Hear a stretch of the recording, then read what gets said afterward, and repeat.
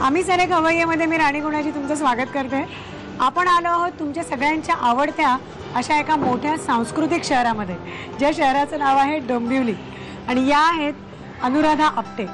नमस्कार काकू। नमस्कार। आमच्या कार्यक्रमात स्वागत। तुमचं शहर आम्हाला खूप आवडतं। हो का? आणि गाजतंय सध्या डोंबिवली, सगळीकडे गाजतंय अनेक विविध कारणांमुळे। डोंबिवली हुशार लोकांचं, लेखक लोकांचं गाव आहे आमचं। साहित्य संमेलनाचं, बुद्धिमान मुलांचं, राजकारण्यांचं, असं अनेक कारणांनी गाजत असलेलं कर्तृत्ववान बाईक स्त्रियांचं पण आमची मातृमंदिर संस्था इथे बघण्यासारखी आहे। तिथे ठाणे जिल्ह्यातलं लेडीज हॉस्टेल पहिलं वर्किंग वुमन साठी, आणि त्याची मी अध्यक्ष आहे। तसंच आध्यात्मिक आता माझ्या वयाप्रमाणे मला आवडतं तर चिन्मय मिशनची पण मी सक्रिय मेंबर आहे।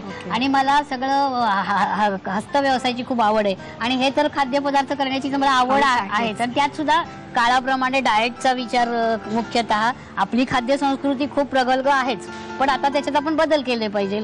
पण आज आपण जे करणार आहोत ते सगळे उपवासाचे पदार्थ आहेत, तर आज तुम्ही आम्हाला उपवासाचे शिकवणार आहात ना पदार्थ। तर 3 पदार्थ तुम्ही आम्हाला शिकवणार आहात। तर तिन्ही जे आहेत त्यातला पहिला पदार्थ आपण कुठचा करूया? भोपळ्याचे अप्पे आपण केले, भोपळ्याचे अप्पे, लाल भोपळ्याचे। हो, लाल भोपळ्याच्या अप्प्याने आपण सुरुवात करूया।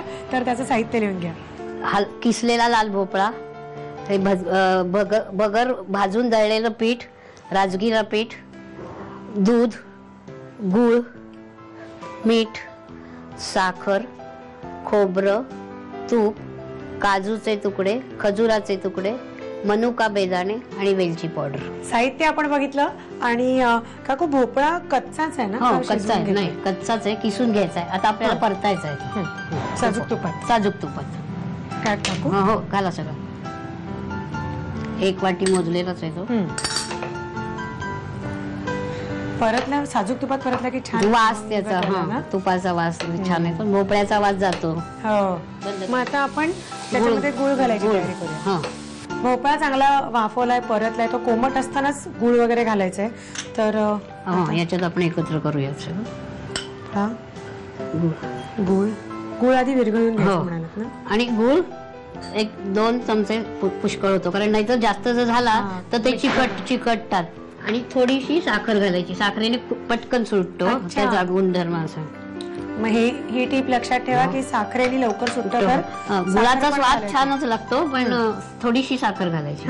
नंतर त्याच्यात हे घाल, खजूर, खोबरं, ओलं खोबरं, खजुराचा पण गोडपणा। हा, म्हणजे आपण गुळ अगदी कमी घातलाय ना, मग काय नॅचरल स्वीटनर आहे। खजुराचे, थोडेसे काजूचे तुकडे, बेदाणे 1-2-4 टाका, थोडे आपण वर्ण लावूयात बेदाणे। आता आपोआप त्याला थोडं हे सुटेल, पाणी सुटेल, गुळ घालून विरघळला। मीठ घालायचं ना? हो, थोडं चवीला मीठ। हो, चिमटभर छान येते ना चव गोडाच्या पदार्थाला। बस, आता काय हवं? आता पीठ, आता हे ह्याचं वऱ्याच्या तांदूळाचं किंवा बगरीचं पीठ भाजून काढलेलं मिक्सरवरनं। अच्छा, आधी भाजायचं, मिक्सरवरनं काढायचं रवा असं, आणि मग घ्यायचं। पण मग त्याचं काकू काही प्रमाण आहे का? हो, हे जास्त घ्यायचं, वरचं पीठ म्हणजे साधा हे अर्धी वाटी असलं तर हे पाव वाटी घ्यायचं। 1 वाटी भोपळ्याला तेवढं लागतं। अच्छा,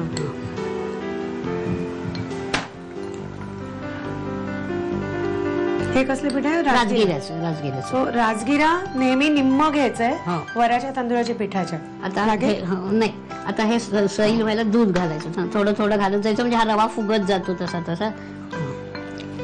आणि वेलची पावडर। तर आता हे रेडी झालेलं आहे। सो आप्पे घालायची तयारी करूया। आपण जे मिश्रण बनवलं तर ते झालेलं आहे, एकजीव चांगलं फुगलेलं पण आहे। अर्धा तास ठेवलं होतं। आणि तूप, आपण जे आप्पे पात्र आपल्याला मिळतं मार्केटमध्ये, तर त्याला साजूक तूप आपण लावून घेतलेलं आहे। आणि आता यातला एक काजूचा तुकडा, म्हणजे मग तो छान खमंग होतो, गुलाबी सर, आणि वर्ण छान उलटवल्यावर छान दिसतो, वरती येतो, वरती ते पाहिजे ना?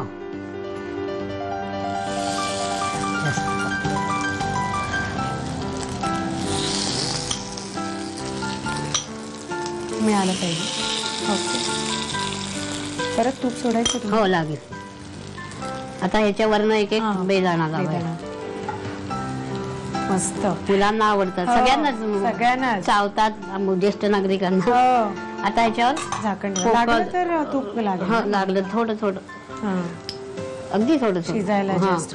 आणि एक थोडा वेळ पोकळ घट्ट असं झाकण नाही, जरा पोकळ राहील असं झाकण ठेवायचं. वाफ त्याची आणि इथनं जाते बघायला भोक जास्तीची झाकणाला. ओके, तर ते एका साईडनी पूर्ण झाले की ते उलटून घ्यायचं एकदा, म्हणजे खालच्या बाजूनी पण होतील. तर साहित्य कृती घ्यायला हरकत नाही आता, कारण दोन्ही बाजूनी फक्त ते खरपूस करून घ्यायचे. तर साहित्य लिहून घ्या. लाल भोपळ्याचे आप्पे बनवण्यासाठी लागणारं साहित्य: लाल भोपळ्याचा किस, भाजलेल्या भगरीचं पीठ, राजगिरा पीठ, दूध, गूळ, मीठ, साखर, ओलं खोबरं, तूप, काजूचे तुकडे, खजुराचे तुकडे, मनुका, बेदाणे आणि वेलची पूड. कृती: प्रथम पॅन मध्ये साजूक तूप गरम करून त्यामध्ये लाल भोपळ्याचा किस परतून घ्यावा.